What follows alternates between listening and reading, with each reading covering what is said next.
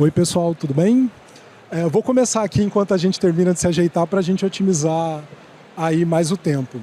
A gente vai falar aqui do diferencial da sustentabilidade nos negócios digitais e aí a gente pensou assim, por que falar de sustentabilidade, de ESG no evento de e-commerce? O tema está super em voga, é super importante, é importante para o comércio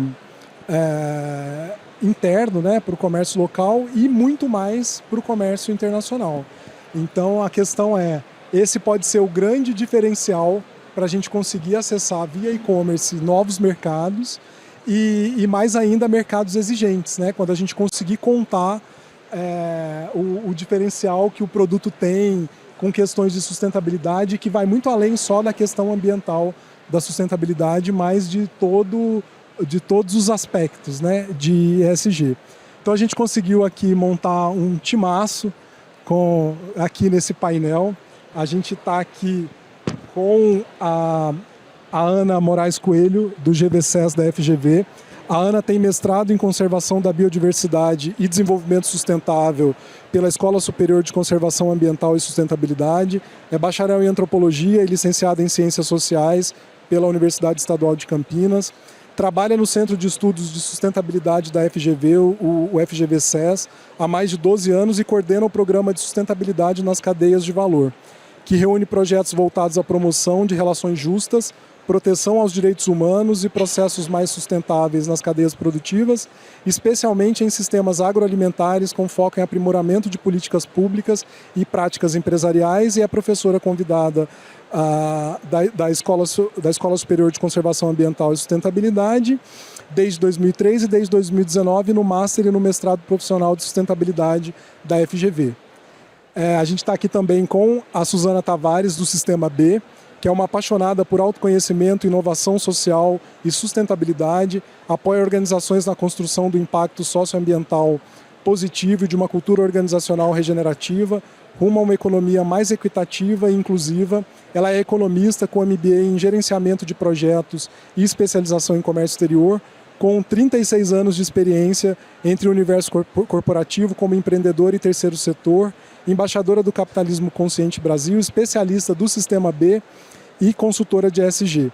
E, para completar esse timaço que a gente montou aqui, a Soraya Zonta, da BioArt Biodermocosméticos. A Soraya é uma bioempreendedora, fundou a BioArt a partir de um problema de pele, a experimentação de severas alergias no rosto em decorrência do uso de cosméticos convencionais foi um dos agentes motivadores para a criação da marca, além da sua preocupação com questões ambientais e éticas, tais como poluição invisível dos oceanos, rios, crueldade animal, gerada a partir de consumo de cosméticos tradicionais e tóxicos.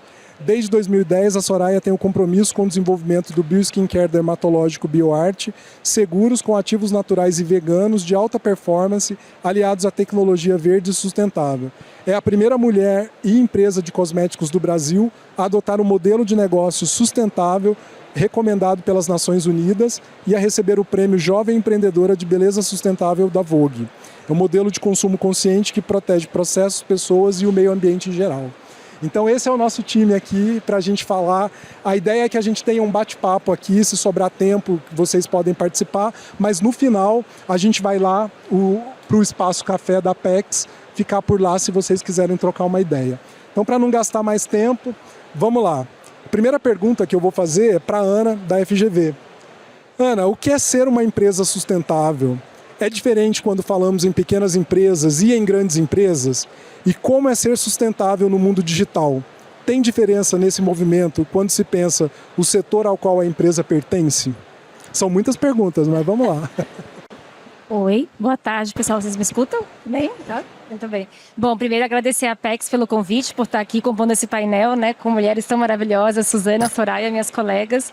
E obrigada por estar aqui, né, por terem interesse. Tá ouvindo? Melhorou? Tá bom. Boa. Bom, eu agradeço o interesse de todo mundo aqui, né, no nosso painel. Espero trazer aqui algumas reflexões e trocas, né?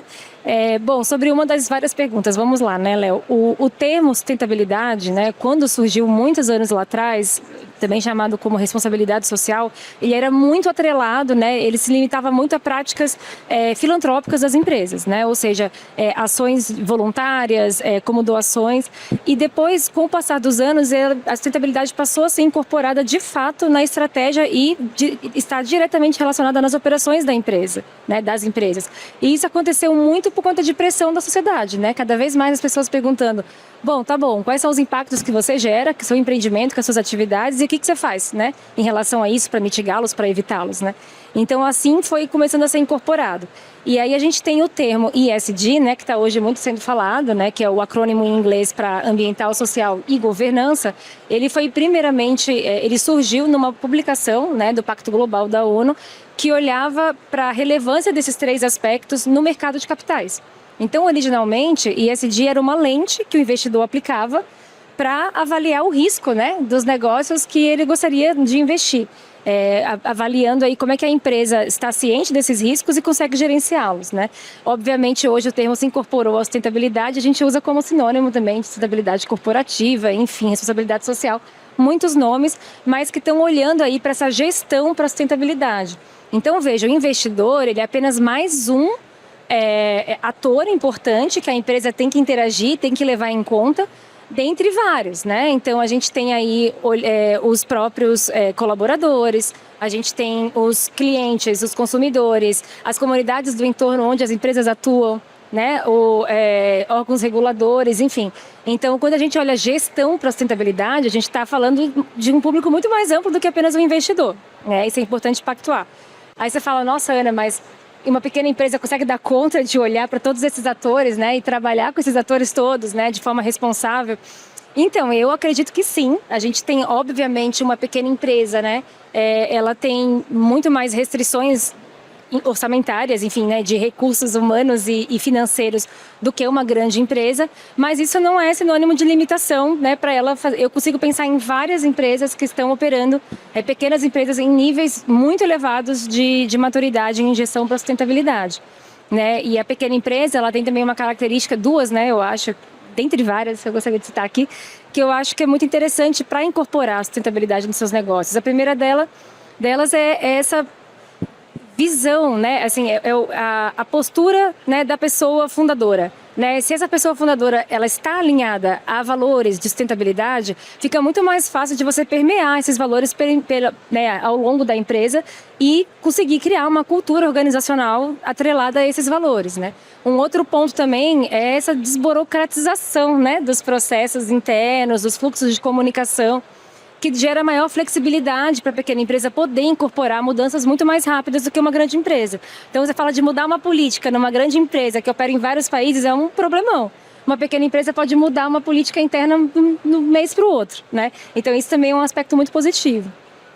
E aí, quando a gente olha para os estágios de maturidade, tem um especialista, né, britânico, que é o Simon Zadek, ele também é consultor aí de sustentabilidade, um dos pioneiros, que ele criou um ranking, né, de níveis de maturidade em sustentabilidade que as empresas podem passar. E as empresas, elas podem passar paulatinamente por esses níveis, ou elas podem estar em diferentes níveis dependendo do tema, né? Então, você tem um nível que ele chama de negação, que é o nível que a empresa fala: não, isso não é comigo, a minha empresa não gera impacto nenhum, eu tô ótimo, esse papo não é comigo, né? Que é um nível abaixo de 0, né? Você tem um nível que ele chama de compliance, que é quando a empresa fala: tá, eu estou operando aqui porque é lei, porque eu preciso seguir a regulação, mas vê sustentabilidade como um fator de custo, né? Aí você tem um terceiro estágio, que é o estágio gerencial, que é onde a empresa começa a pensar: opa, talvez tem práticas aqui que podem também me gerar redução de custos e também redução de risco, né? Então, por exemplo, práticas de ecoeficiência, eficiência energética, hídrica, né? Nas plantas, por exemplo, das empresas. Isso daí é um fator que reduz custo, né? Ou construção de um código de ética, de conduta, também é um fator que reduz risco. Então, a empresa começa a pensar: opa, talvez não seja tão oneroso isso aqui, né? E aí você tem um quarto estágio, que é um estágio que ele chama de estratégico. É onde a empresa não só tem sustentabilidade nos seus processos, mas também incorpora isso como diferencial competitivo para os seus negócios. Ou seja, ela tem isso como atributo dos seus produtos ou serviços. E acho que a BioArt está aqui, é um excelente exemplo disso, eu não vou dar spoiler, mas é uma empresa que tem inúmeros atributos de sustentabilidade, né? Nos serviços, nos produtos que ela oferece. E a gente tem um estágio também que chama liderança social, que é um estágio em que a empresa ela também influencia muito, não só da porteira para dentro, mas também da porteira para fora. Ou seja, e aí eu tenho um exemplo maravilhoso de uma pequena empresa de café chamada Retiro Santo Antônio, né, em Santo Antônio do Jardim, aqui no interior, entre São Paulo e Minas, e que eles buscam influenciar, né, e incentivar que as boas práticas que eles aderem na sua propriedade também sejam incorporadas pelas propriedades, né, dos produtores, colegas, né, e cooperados que também participam da mesma cooperativa de café que ele. E aí, como ele faz isso? Ele convida essas empresas, esses empresários, esses produtores, né, a visitar a sua fazenda, conhecer as práticas de manejo, conhecer as instalações, né, onde os trabalhadores rurais circulam, por onde eles circulam, e também fazendo isso via palestras. Então, veja, é uma pequena empresa. Eles, a época que a gente trabalhou com eles, que foi em 2014, eles tinham 12 funcionários, obviamente fora da época, né, de safra, de colheita, mas 12 funcionários, gente, influenciando todo um setor. Então, assim, né, dá para ser sustentável e de forma séria, né, sendo pequeno. E aí, acho que um último ponto que eu queria trazer aqui é sobre materialidade, né? Que assim, você fala, bom, então a pequena empresa tem que lidar com vários atores, ela tem, né, também que incorporar de forma estratégica a sustentabilidade nos seus negócios e por onde começa, né? E aí materialidade fala isso, você tem que começar por o que é mais material para as operações do seu negócio, o que é mais relevante, o que gera mais impacto, né? Então, vamos supor, tem coisas que são universais. Então, aspectos de governança, como transparência, promoção da diversidade, né, em ambiente de trabalho, tudo isso são coisas assim que precisam ser incorporadas independente do setor da empresa, se é serviço, se é comércio, se é indústria. Quando você olha para a indústria, tem outros temas também que são mais relevantes e que talvez não façam tanto sentido para uma empresa de serviço, né? Então, origem da matéria-prima é uma coisa super importante, né? Gestão de resíduos nos processos de produção. Então, esses são temas muito materiais a indústrias, né? Quando a gente está olhando para serviços digitais, né? Enfim, e empresas que operam com e-commerce, que é o nosso foco todo aqui hoje, tem aspectos que são muito relevantes. Então, o sigilo, né, e a proteção dos dados do consumidor é um aspecto super relevante, né? Sempre foi relevante para esse setor, até que virou obrigação, né? Hoje a gente tem aí a Lei Geral, né, de proteção de dados pessoais para regular tudo isso, né? E a gente tem também outros aspectos que são super importantes. Então, políticas antidiscriminatórias, né, e de respeito à legislação trabalhista para as terceirizadas, né, para as operadoras desses serviços, isso é super relevante. Então, enfim, bem resumido, porque eu tenho aula que eu fico 3 horas falando disso, então, em 10 minutos é isso.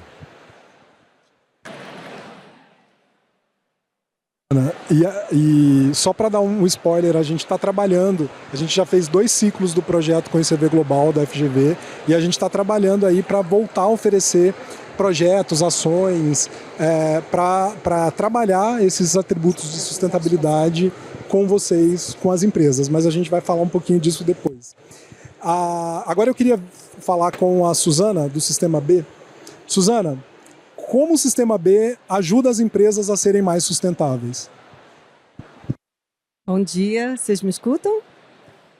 Primeiro, é um grande prazer, obrigada Leonardo, Apex e as meninas aqui também, Ana, Soraya, é um prazer estar com vocês aqui, compartilhar esse momento. Eu acho que a Ana já me ajudou muito na sua fala, já trouxe assim, essa visão maravilhosa do que é estar nesse novo momento de sociedade, uma sociedade mais consciente desse sistema econômico que a gente mesmo criou e que está levando realmente a situação bastante perigosa, desequilíbrios e desigualdades. Então, assim, diante de tudo que a Ana falou, o meu papel como é que eu faço isso? Mas como? Então, a certificação B, ela nasceu exatamente para isso, para trazer essa materialidade, para, através de métricas que possam ser auditadas, o consumidor, não só o consumidor, mas todas as partes interessadas do negócio possam entender qual é o impacto que aquela empresa ela gera em relação à sua atuação.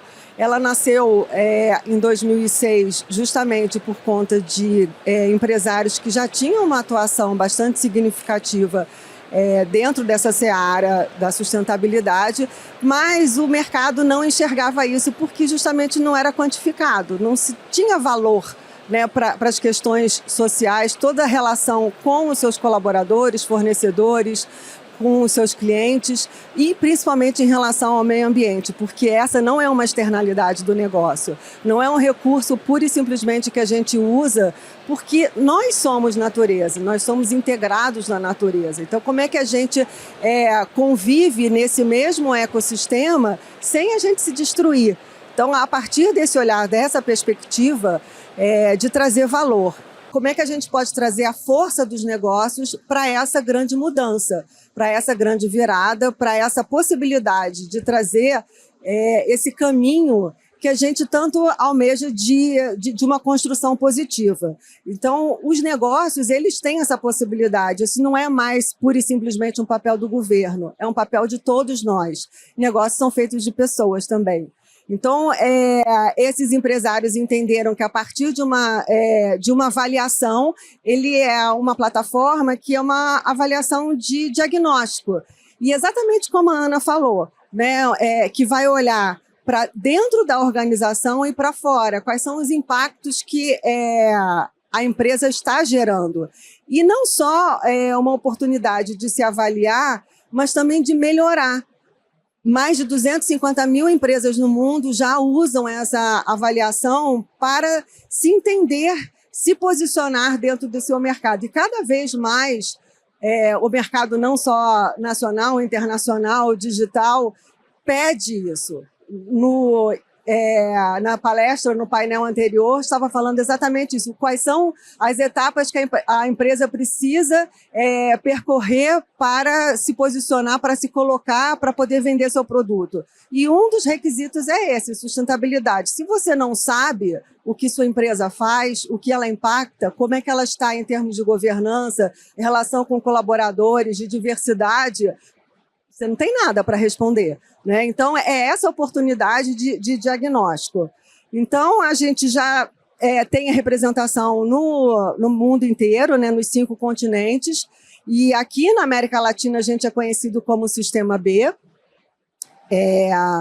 São mais de 7.100 empresas com a certificação no mundo, mas é o que eu falei, é uma plataforma usada há mais de 250 mil, em termos de entender o seu diagnóstico, 86 países, 158 setores, porque ela olha com uma empresa de diversos tamanhos, tá? Qualquer segmento, diversos setores, diversa indústria. E as perguntas vão ser direcionadas para esse formato de empresa. Não tem como a gente comparar e entender as mesmas demandas e necessidades de uma empresa de pequeno porte para uma empresa de grande porte. Então, ela é ajustável, ela é cabível para qualquer tipo e tamanho de empresa. Mas todas com um único objetivo, de entender que de ser a melhor, não a melhor do mundo, mas a melhor para o mundo. De entender essa integração de todos os stakeholders do negócio. Que uma organização ela não foi feita única e exclusivamente para atender a necessidade dos seus investidores, mas sim de todos aqueles que estão integrados nesse ecossistema. Aqui eu tenho alguns exemplos de empresas certificadas no mundo, né, de diversos tamanhos, e bancos e segmentos também, bancos, varejo, enfim. Aqui no Brasil, alguns exemplos, a Natura é o nosso carro-chefe, mas a gente também tem empresas pequenas, empresas do varejo, empresas, enfim, reserva da área da moda, agora é Grupo Soma, né, o grupo todo está certificado. Aqui tia Sônia foi CV Global, hein? E foi PayEx também, né? Já participou de várias ações. Eu adoro essa empresa. Não, é muito maravilhosa a empresa e que transformação vem fazendo, né, na Bahia. Bom, são mais de 320 empresas aqui no Brasil e a quantidade de receita também que está englobada nisso e 7 mil também estão em processo de certificação. Agora eu vou trazer um pouquinho da avaliação de impacto para vocês e um pouco muito do que a Ana falou. Porque quais são os pilares que a gente vai olhar dentro para uma certificação? A estrutura da empresa sempre começa com a governança, porque ali é onde está estruturada a empresa, e se ela não tiver um sistema de governança bem centrado, isso vai respaldar em todos os outros pilares, né? Vai olhar para a ética, relação com os seus investidores, com a sua própria missão. E aí, em cada pilar desse, vocês vejam que tem um colorido em que a avaliação de impacto vai olhar para boas práticas. Então, quais são as boas práticas que a sua empresa pode ter em relação a cada um desses stakeholders aqui listados? Você pode ter boas práticas, porém, a avaliação também vai olhar como você está estruturado em termos de negócio, o seu modelo de negócio. O seu modelo de negócio se já nasceu ou se efetivamente cria algum impacto significativo para cada um desses pilares. Por exemplo, se você cria um impacto no meio ambiente, se você está dentro de energia renovável, de conservação de recursos, se você trabalha com produtos orgânicos, se você, enfim, porque isso é muito mais do que uma boa prática. Então, essa avaliação, ela reconhece exatamente esse diferencial dessa organização. E quando você for preencher um formulário, né, apresentando a sua empresa, esse é o grande diferencial que você tem que começar. Aqui é onde está o seu grande indicador que a Ana falou. Quais são as métricas mais significativas do negócio? É onde você cria exatamente o maior impacto. As boas práticas são significativas? Muito. Aqui em comunidade você vai olhar para a diversidade, cadeia de abastecimento, que hoje em dia não é só aquilo que a sua organização faz, mas de quem você compra, né? De quem você está trazendo para dentro, e a gente sabe de diversos casos de organizações que foram impactadas por contas de compras de terceiros. Então, é a responsabilidade que vai antes, durante e depois, né? Então, é nesse lugar que ela vai navegar, né, entendendo que para um processo de certificação são 80 pontos, em que a empresa precisa adquirir, passa por um processo de auditoria, uma auditoria internacional, e é muito séria e a régua é muito alta, né? E é isso, assim, eu estou aqui para depois para a gente poder conversar mais a respeito, né? Eu sei que o momento é curto, e já finalizando, esse é um dos fundadores, né, da frase que eu já trouxe, né? Essa troca de mentalidade, né, de querer esse lugar egocêntrico, mas olhando para o ecossistema como um todo. Obrigada. Obrigado, Suzana. E aí, só para contar para vocês, a gente vai essa semana mandar para o grupo de empresas da nossa base, as empresas que trabalham com e-commerce, perguntando para vocês se vocês querem participar e fazer esse autodiagnóstico. E aí, quem disser lá que sim, a gente manda o link para vocês começarem a trabalhar, para a gente começar a entender como que as empresas que trabalham com e-commerce estão posicionadas no tema, para a gente começar a pensar ações para trabalhar isso e desenvolver isso junto com vocês. E aí agora, para a gente começar a ir para a prática mesmo do impacto disso em empresa, a gente está aqui com a Soraya da BioArt. E aí, Soraya, eu queria entender o que a BioArt faz e como vocês lidam com as questões de sustentabilidade. Bem, prazer estar com todos vocês aqui. Eu acredito que o que foi dito aqui, obrigada, por Suzana e Ana, é um pouco do meu jeito de fazer negócios. Está todo mundo ouvindo bem? Então, esse jeito de fazer negócios, tudo que foi falado é o que eu acredito na prática. Então, a BioArt, ela é um pouquinho de tudo isso que eu acredito. Então, já fiz parte do ICV Global, junto com a FGV, junto com a Apex.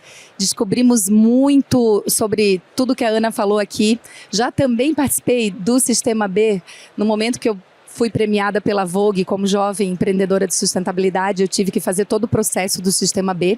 E o que eu posso dizer é que a fala das duas é algo que toca no meu coração muito, porque é algo que eu acredito que precisa ser. Eu comecei há 19 anos atrás nessa área e hoje eu acredito que ainda a gente tem muito a fazer, mas vai ser preciso, porque essa mudança tem que acontecer. E com a FGV, com a Apex, o Sistema B, eu aprendi tanto que é como elas falaram. Muitas vezes eu expandi para 10, 20, 100, 1000 pessoas, porque quando a gente aprende algo e a gente vê que aquilo tem um resultado em todos os sentidos, a gente quer também compartilhar.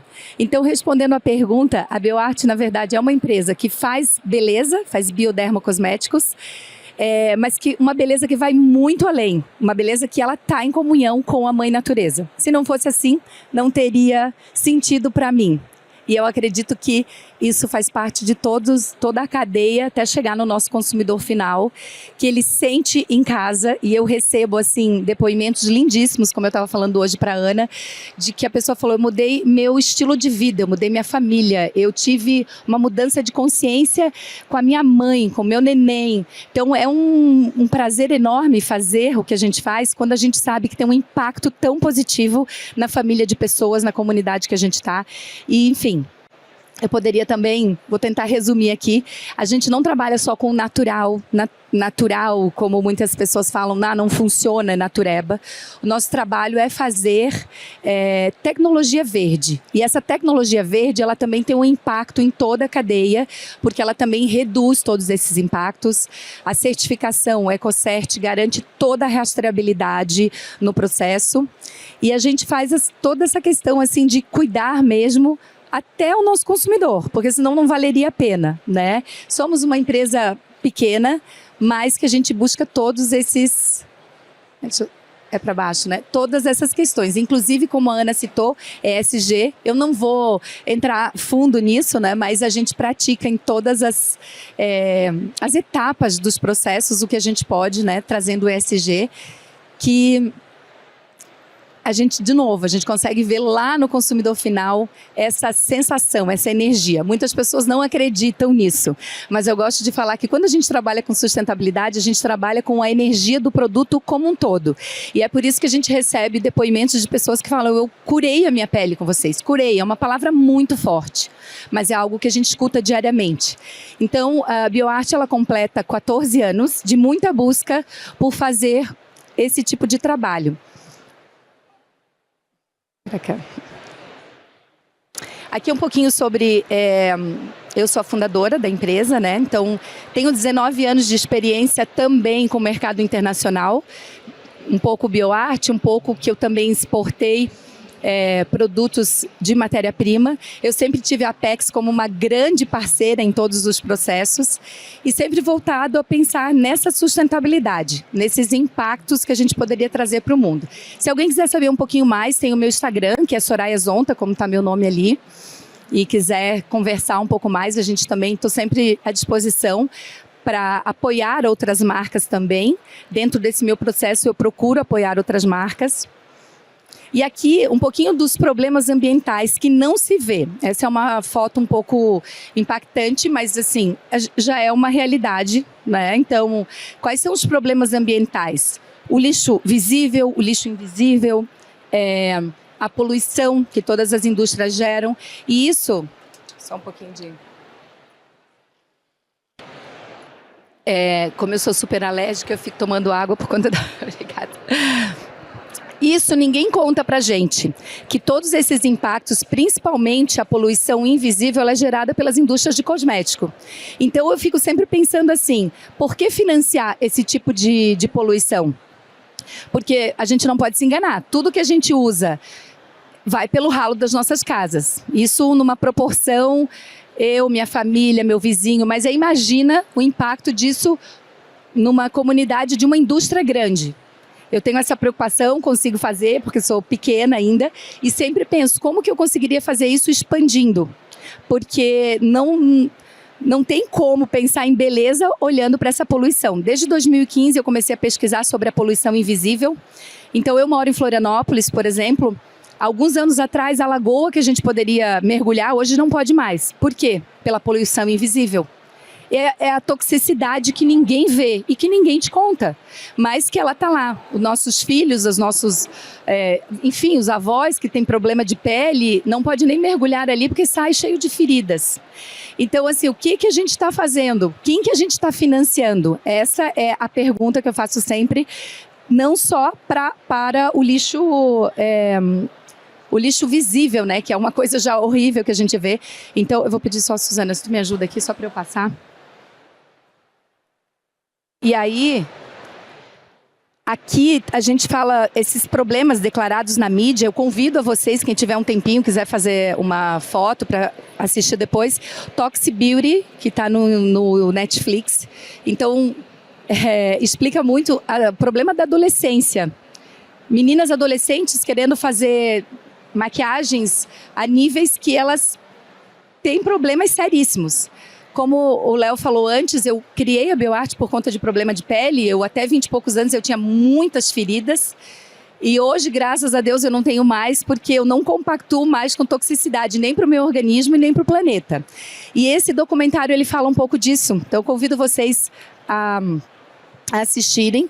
Algumas outras matérias que estão na mídia, né, como a poluição através de protetores solares. Então, por que um país inteiro declara guerra a protetor solar? Porque protetor solar é altamente tóxico. E quanto mais a gente não fala sobre isso, mais poluição a gente está gerando. Eu tenho amigas que trabalham com golfinhos e elas falam que a pele está intoxicada, a pele do golfinho está intoxicada por conta de protetor solar. Eu tenho outra amiga que trabalha com peixe, ela fala, eu não como peixe, porque dentro do peixe tem várias doenças que vêm da toxicidade da cosmética. E assim por diante. Não só o plástico do que se falava há 10 anos atrás, o plástico dos esfoliantes, enfim, mas assim, outras toxicidades que elas são muito invisíveis, que vão além do plástico ainda. E são inúmeras. Aí a gente tem o EWG, que é uma fonte de pesquisa para a gente entender sobre toxicidade também. Então, como tu fala do plástico, que a gente sabe, mas o perfume é um exemplo de alto nível de toxicidade e as pessoas não sabem disso. Então, eu sou extremamente alérgica a qualquer protetor solar, porque até uma marca importada super antialérgica, ela tem perfume na composição. E essa composição do perfume, ou ela vai para o nosso organismo, e aí o nosso organismo absorve e gera várias doenças, inclusive doenças da tireoide, né? E esse impacto vai sendo gerado para toda uma cadeia. Enfim, eu poderia falar muito aqui, vou tentar reduzir também. E aí essa matéria do Globo fala, né, essa aqui, do recall. Então a gente começa a se questionar também por que uma grande marca, quando ela compra empresas muito legais, como Neutrogena, Aveno, por que essas marcas começam a ter níveis altíssimos de toxicidade a ponto de receberem multas milionárias por gerar câncer em crianças, adultos? Então é uma coisa que se a gente não começar a perceber, só aumenta. E as crianças cada vez estão vindo com mais e mais alergias. Tu vai me ajudar, Suzana? Obrigada. Bem, aqui as questões de pele que eu falei, então, maioria de marcas de cosmético tem a preocupação em levar beleza ou cor. A nossa preocupação é trazer soluções para uma demanda de pele. Então, quando eu trago uma solução para uma demanda de pele, a gente está tratando o emocional da pessoa também. Então, a gente está fazendo um trabalho social. Como eu falei no início, a gente passa por inúmeros desafios no dia a dia, mas quando vem uma pessoa que fala, eu mudei todo o meu sistema de vida e agora eu tenho mais longevidade, eu tenho mais saúde, eu tenho mais energia, só porque eu comecei a trocar cosmético, alimentação e eu comecei a ter outros impactos positivos na minha vida. Então isso também não tem preço, porque a gente consegue trazer a cultura de algo que não se fala tanto. E aí, em paralelo, a gente vê que a pessoa vai melhorando a autoestima, porque somos seres humanos, a gente gosta de ter um cabelo saudável, uma pele saudável. Eu posso falar para vocês, eu já tive quedas de cabelo, que eu perdi meu cabelo quase inteiro, eu sei o que é viver isso. Eu já tive feridas ao redor da minha boca, eu sei o que é viver isso. É uma autoestima tão baixa que a gente não quer fazer nada, não quer se expor, a gente não tem coragem. Então hoje, para estar aqui expondo, e conversando com vocês sobre tudo isso é porque melhorou todo o meu emocional e junto comigo muitas pessoas melhoraram também. Então a história da BioArt ela é baseada em tudo isso, né? Nas soluções, que eu não vou entrar a fundo, mas convido de novo quem quiser conhecer nossas redes sociais, tem muita coisa lá. Mas nós fomos pioneiros em trazer maquiagem sem nenhuma toxicidade, pensando em isso em 2010. Hoje se fala no mundo, né, no uso de não toxicidade para adolescentes, porque os adolescentes estão tendo questões precoces hormonais, porque para quem não sabe, cosmético sintético impacta totalmente, diretamente nos nossos hormônios. Então, assim, fica uma dica aí também para quem tem qualquer questão de hormônio ou quem não tem, cuidar dos seus adolescentes e usar cosmética mais segura. Isso é que a gente faz no dia a dia para as pessoas também.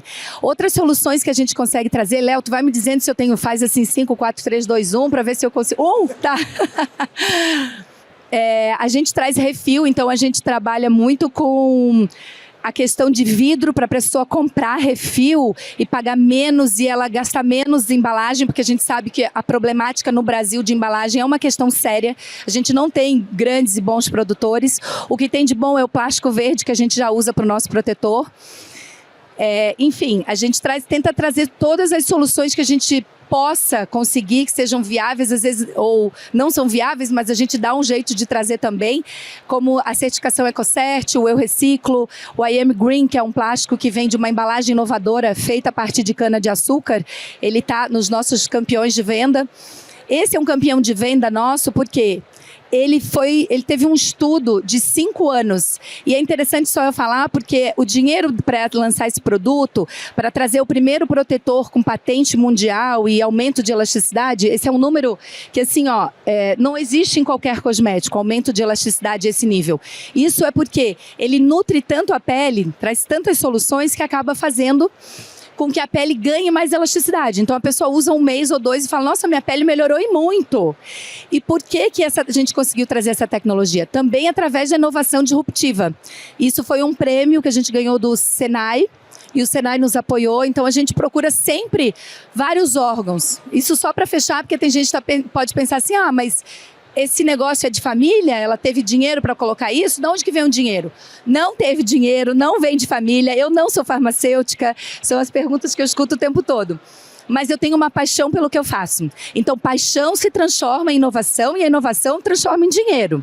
E esse dinheiro aqui para fazer esse produto, que hoje é um carro-chefe nosso, que a Ana usa muito e várias pessoas da Apex, a gente conseguiu através de projetos de inovação. Então, a gente está sempre em busca dessas questões da inovação. Vou passar bem rápido, porque eu não tenho mais tempo. Tinha algumas estratégias aqui também, né, de como a gente ganha o cliente. A gente conseguiu organizar uma logística muito boa. Hoje a Ana falou, a logística de vocês chega muito rápido, mas foram 2 anos implementando uma logística para a gente conseguir entregar muito rápido também. A gente tem essa parceira Estoque aqui, que está expondo aqui, que nos ajudou muito. Eu faço questão de botar aqui o logo ali, porque eles nos ajudaram muito nessa entrega, que foi o maior calcanhar de Aquiles. Então, a Estoque nos ajudou pra caramba e eu sempre vou apoiar e promover os parceiros que me trouxeram ajuda também.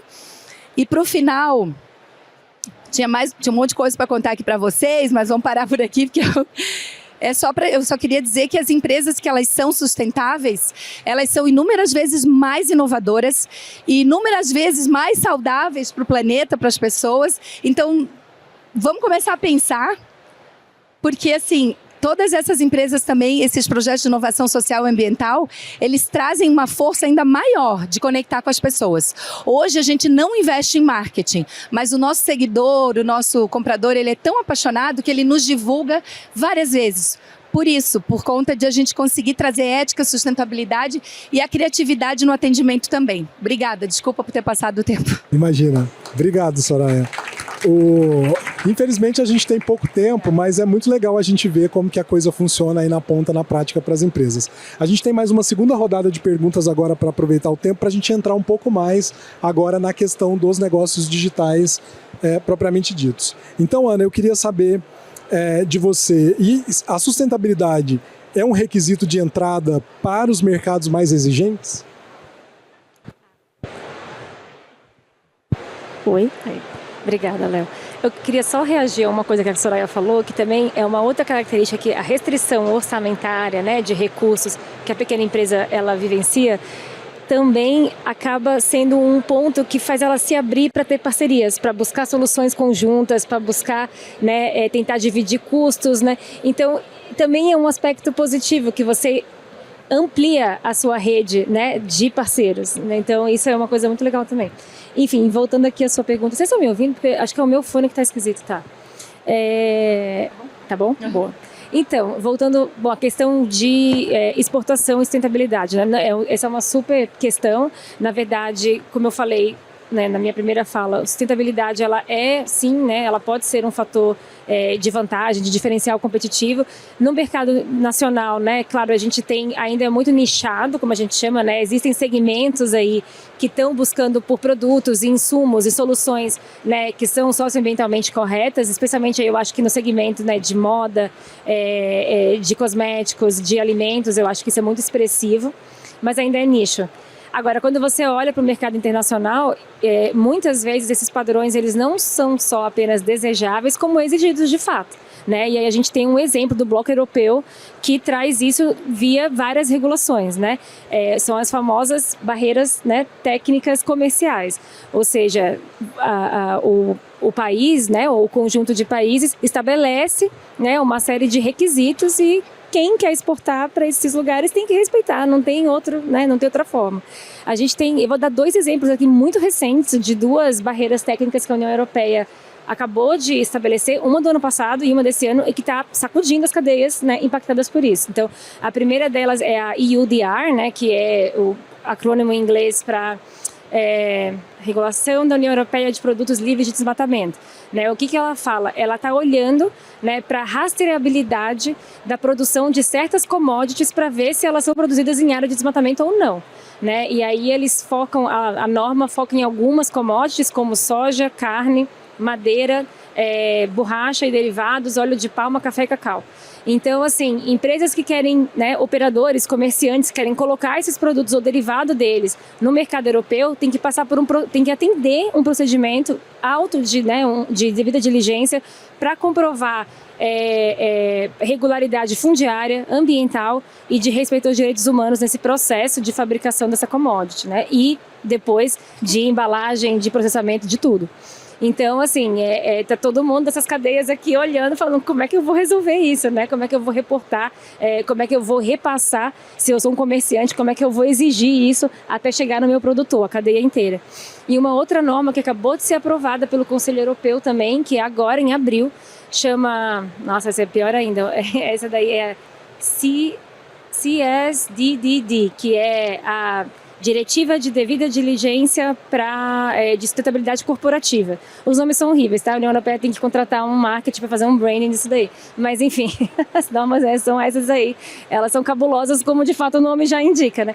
Essa daí, eles exigem, né, que as empresas apliquem um processo, né, de ESG não só nas suas operações, mas também na cadeia, né, para garantir, minimizar os impactos, né, negativos aí em direitos humanos e meio ambiente. Então, assim, vou começar a olhar para minha cadeia, eu sou empresa de serviço, estou de boa, não tenho que olhar para resíduo, você tem que olhar para o teu fornecedor e para o fornecedor do seu fornecedor. Como é que isso vai acontecer, né? Então, é isso. A gente teve... Esse é um dos aspectos, mapeamento dos padrões de sustentabilidade, né?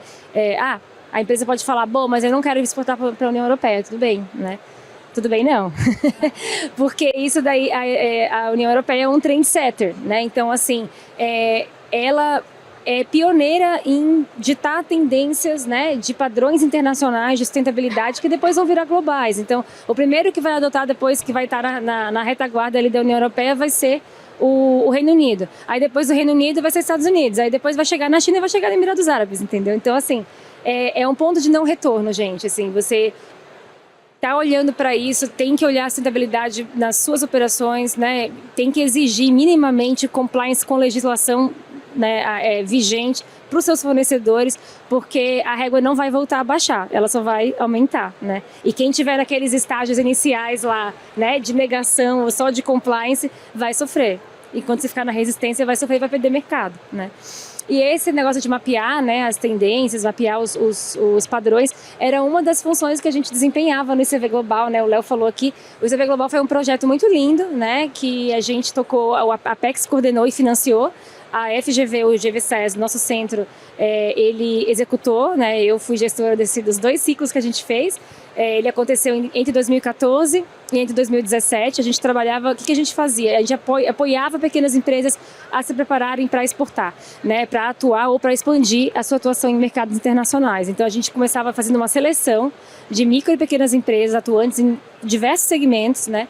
Para trabalhar com um ciclo formativo. Então, através de oficinas de mentoria, atendimento customizado, a gente trabalhava, né, mapeando essas tendências, né, dos mercados priorizados, aprimorando as práticas de sustentabilidade, né, das empresas e, principalmente, lapidando os argumentos de venda, né, para ressaltar esses atributos de sustentabilidade, né, nos materiais de marketing, enfim.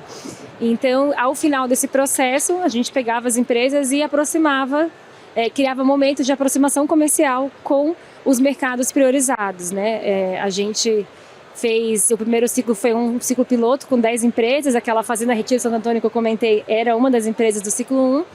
A Soraya, a BioArt, né, foi uma empresa do ciclo 2, Soraya participou aqui das mentorias, das missões comerciais para a Califórnia, que a gente fez para a Colômbia. Enfim, e é isso, a gente tem muito orgulho desse projeto e esperamos, né, que essas reflexões aqui rendam frutos para a gente continuar aí esse trabalho maravilhoso que foi feito. Obrigado, Ana. Só 3 pontos rapidinhos. O primeiro, a mestre de cerimônia sinalizou ali que a gente ganhou uns minutinhos, que o próximo painel está atrasado, então a gente vai poder conversar um pouquinho mais. Depois, a gente vai estar trabalhando para voltar com o projeto, com o terceiro ciclo, para a gente continuar trabalhando, como eu falei no começo, e essa questão da certificação, por mais que, por exemplo, a União Europeia não seja o mercado prioritário, o mercado-alvo, quando a gente se prepara para o mercado mais exigente, por tabela a gente está preparado para todos os outros mercados, né? E por isso que a gente está falando disso aqui e está batalhando aí para voltar com o projeto. E aí, por falar em certificação, eu queria perguntar para a Suzana o que seria significativo em termos de selos e certificações e como isso poderia ajudar a empresa em sua inserção nos negócios digitais. Com certeza, né? Toda certificação ela leva uma melhoria de processos, de produto. E isso, como a Ana trouxe agora, né, cada vez mais está sendo exigido. E por uma questão de necessidade de sobrevivência, não é uma questão de puro querer, mas porque realmente a gente precisa fazer, essas mudanças são urgentes e necessárias. No caso da avaliação de impacto B, ela abraça todas as certificações que a empresa possa ter. No caso aqui, Soraya falou do Eu Reciclo, falou de certificação em relação a fornecedores. E isso é muito significativo e a avaliação de impacto está olhando para todas as possibilidades que a empresa pode estar cercada. Ano passado a gente fez um trabalho junto com a Best, que está ligada, né, à Apex, e é bem provável que esse ano a gente repita, dentro do segmento da moda, né, apoiando as empresas de entender o que elas efetivamente... como elas estavam, né, com a avaliação de impacto como ferramenta de diagnóstico, e a gente fez um trabalho coletivo e é muito interessante que as empresas elas se apoiam, né, dentro das suas dúvidas, dentro do seu conhecimento, da sua expertise, da sua inovação também, né? Então esse trabalho coletivo ele proporcionou isso e mergulhando, né, depois em momentos de mentoria individual, exatamente qual era o diferencial de perceber o que a empresa efetivamente trazia de significativo. Então, a certificação, ela dá essa oportunidade de trazer esse destaque, não só da melhoria de processos, de melhoria da consciência, né, da organização, mas também de colocá-la num lugar diferenciado em relação às outras empresas. Então, acho que esse é mais ou menos essa oportunidade que já aconteceu aqui dentro do segmento da moda por conta da Apex e se a gente puder levar para todos os outros segmentos, isso é muito maravilhoso, porque dar esse salto quantitativo para que as empresas possam se apresentar. E não é aquele marketing do greenwashing, né, do social washing, de todas as lavanderias possíveis. É um marketing muito fidedigno daquilo que a empresa efetivamente é. E mais do que ter o selo, é ter o impacto da melhoria de verdade, que vai refletir nos negócios da empresa. O selo é a né? consequência, né, do que ela faz. Exatamente. E o selo é a garantia também, né, para o seu cliente, enfim, para o seu consumidor, de que tem um procedimento sendo adotado, né? Um procedimento auditado, um procedimento que todo mundo vai também cumprir, né? Então, é uma garantia também para o cliente e para o consumidor, né? Soraya, agora para a gente entender tudo isso na prática aí da realidade das empresas, quais as dificuldades que vocês enfrentam no comércio eletrônico para trabalhar de forma sustentável e quais as estratégias adotadas para essa atuação? Será que eu consigo novamente aqui, só para buscar? Vai colocar a apresentação de novo da BioArt, por favor? Enquanto isso, eu queria complementar também, né, a questão das certificadoras, porque eu vivo isso na prática. Então, o que eu vejo? A cultura, a implementação da cultura para quem trabalha com a gente, o colaborador, o parceiro, o fornecedor, traz uma facilidade, porque se a gente acredita e quer trabalhar com sustentabilidade e tem uma pessoa ali que puxa para trás e não acredita, é um peso enorme. Então, o que eu quero dizer? As certificações, elas trazem para a gente uma facilidade da gente aprender. Eu sou uma estudante assim, de tudo que pode transformar a vida para melhor, então eu quero sempre aprender com a dificuldade. Quanto mais difícil a certificação, eu acho melhor, porque aí a gente tem que realmente sentir o que aquilo pode trazer de impacto e todos ao nosso redor também. Então, eu tinha, antes da certificação, eu tinha muita dificuldade de passar o que estava na minha cabeça, na visão de empreendedora, para um mundo melhor, para quem trabalhava comigo. Uma coisa muito simples, mas muito simples, eu vou contar agora. Uma vez eu levei um filtro de barro para a empresa e composteira, porque a gente teve na nossa missão, a gente aprendeu muito sobre compostagem com uma empresa incrível aqui de São Paulo também, a Morada da Floresta, e nossa, foi tão difícil implementar um filtro de barro e uma compostagem dentro da fábrica, por nojo, por isso, por aquilo. Chegaram a falar assim, a empresa está sem dinheiro, tem que colocar um minhoca para fazer.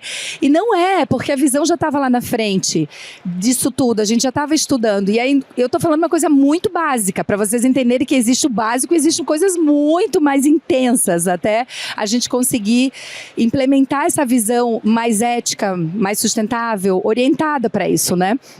E no caso da certificação, a gente tem que seguir o padrão. Então, quando todo mundo está vendo ali, seguindo aquele padrão, já começa a viralizar, a ser uma cultura que... Eu queria um negocinho para mexer, eu acho que não... Tá comigo mesmo. Então, assim, só para trazer de novo, uma das dificuldades de implementar a certificação é essa questão da gente trazer a própria certificação, né? O custo das certificadoras. Eu estava falando com elas antes aqui, né? Eu quero fazer grupo com outras pessoas, com outras empresas que eu acredito, para que a gente consiga, talvez, daqui a pouco, uma certificação para várias empresas pequenas juntos, como foi o ICV Global, né? Um apoio, tem um erro aqui um apoio geral para o ICV Global foi isso, né? Quantas empresas incríveis, com projetos incríveis, sendo apoiados por duas entidades maravilhosas, a gente aprendendo junto, levando para frente, e quando a gente via já estava exportando, já estava nos Estados Unidos ou já estava fazendo negócios por conta de todo esse suporte.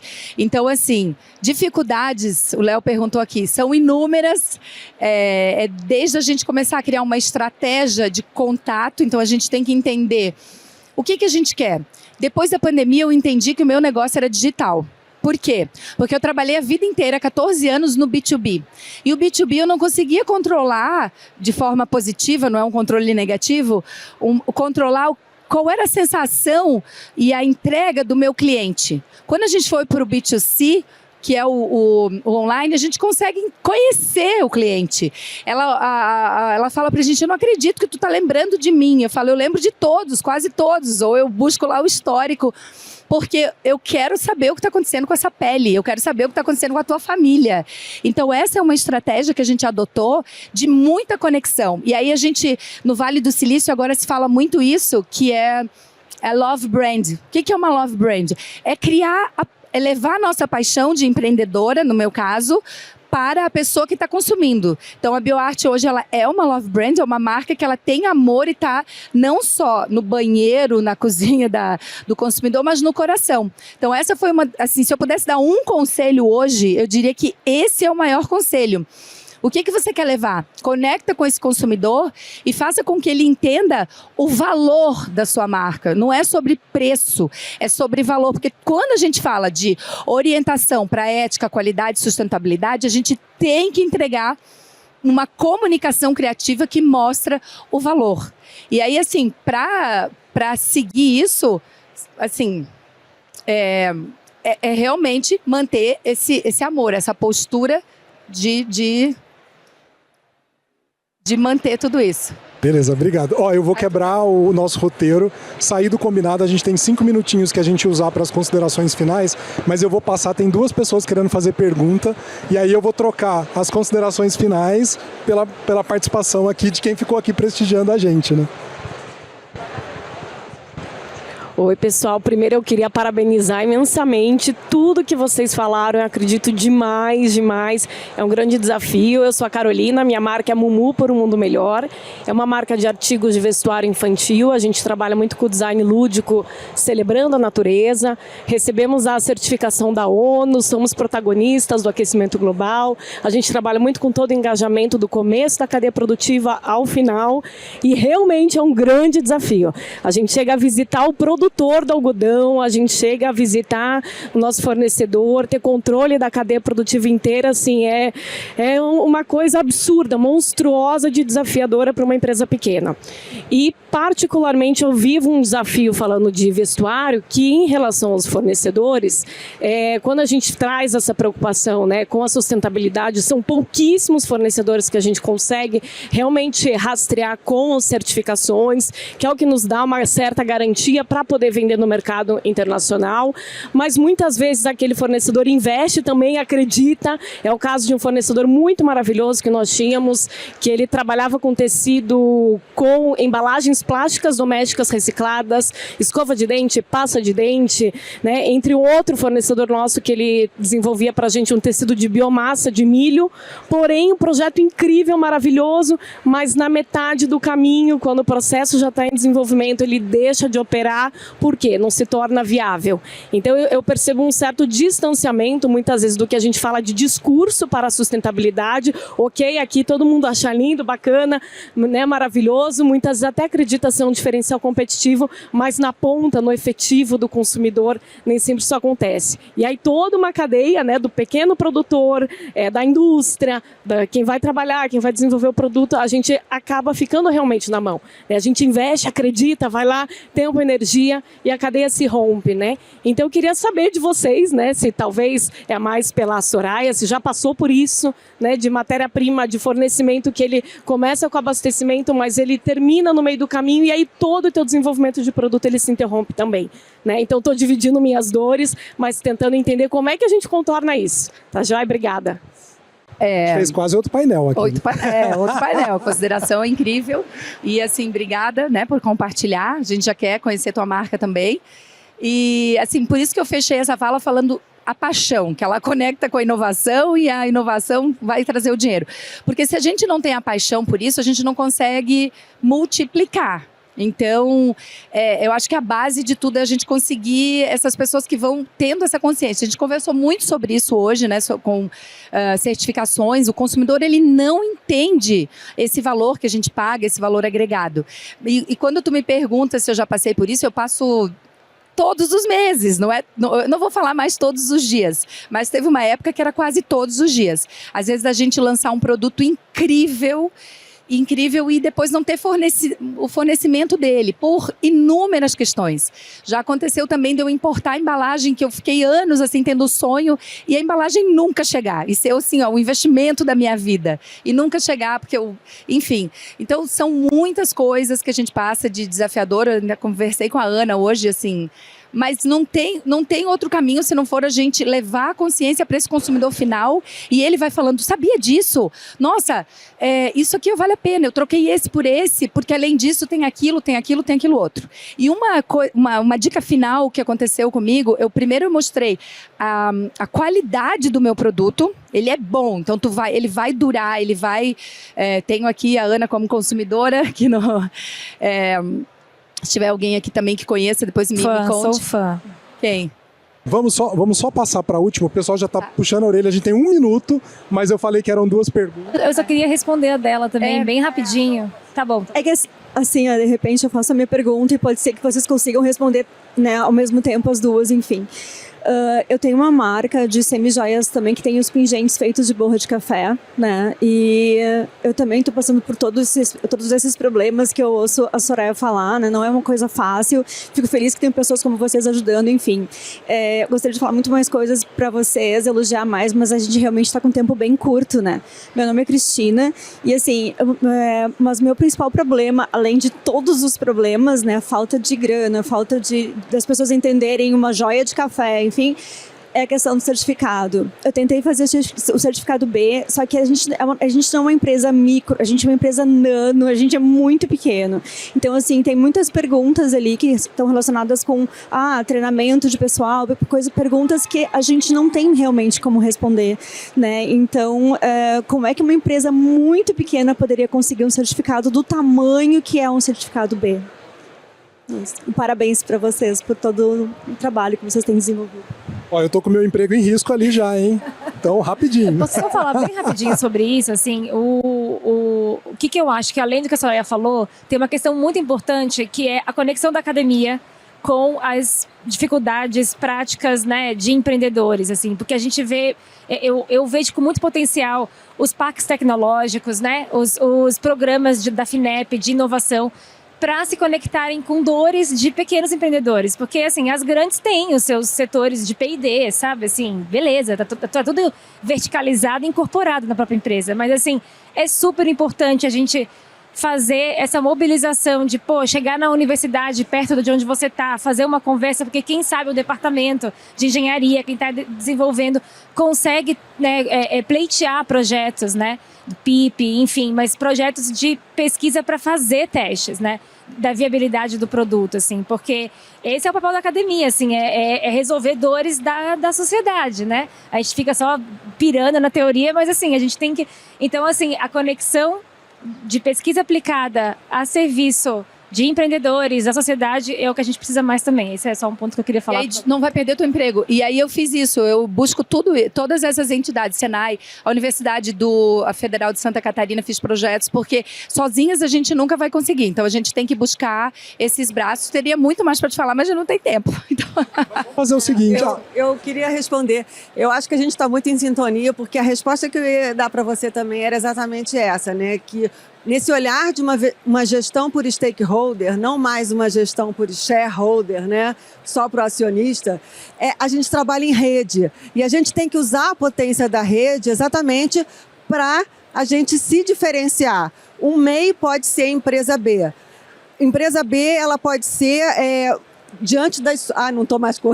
Esqueci que não estou mais com a minha tela. Mas diante de todas as suas práticas sustentáveis. Mas o diferencial está no seu modelo de negócio. Então, e é justamente aí, conectada na sua rede, onde você vai fazer um impacto maior. Então, olhe para o seu modelo de negócio e veja aonde você pode trazer o seu diferencial, porque em termos de certificação, você vai dar um salto quântico em pontos. Então, aqueles 80 pontos, eles vão ser muito mais fáceis para você. Aí tá, e olha só, uma coisa só, o ICV Global nos encontrou. Quando a gente faz a coisa certa e que é muito bom e a gente vai, as pessoas chegam também. Obrigada.